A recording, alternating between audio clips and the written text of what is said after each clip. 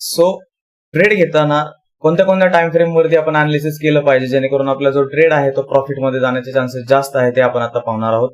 तर first of all आपल्याला काय करायचं, 4 आवर टाइम फ्रेम वरती जायचं. युरोयूएसडीचं चार्ट आता आपण ओपन केलेला आहे. सो आता आपण 4 आवर टाइम फ्रेम वरती आहे. 4 आवर टाइम फ्रेम वरती आपल्याला बघायचंय की ही जी कॅन्डल आहे, फॉर एक्झाम्पल ही जी कॅन्डल आहे ती सपोर्टला झालेली एक हॅमर टाइप झालेली बुलिश कॅन्डल आहे. ओके, सो ही एक कॅन्डल आहे, म्हणजे 1 तासाच्या 4 कॅन्डल आहेत. मग आपल्याला एंट्री घेताना त्याच कॅन्डल मध्ये आपल्याला 1 आवर टाइम फ्रेम वरती जाऊन बघूयात आपण.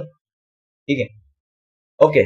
सो त्याच टाइम फ्रेमला आपण इथं पाहिलं तर एक मॉर्निंग स्टार टाइप आपल्याला एक पॅटर्न झालेला आहे. मग डबल कन्फर्मेशन आलेलं आहे आपल्याला.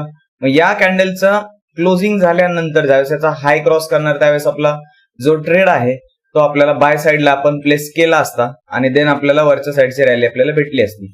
इव्हन आपण जर 30 मिनिट टाइम फ्रेम वरती जर गेलो तर 30 मिनिट टाइम फ्रेम वरती आपल्याला अजून क्लिअरिटी भेटू शकते. या ठिकाणी आपण बघू शकतो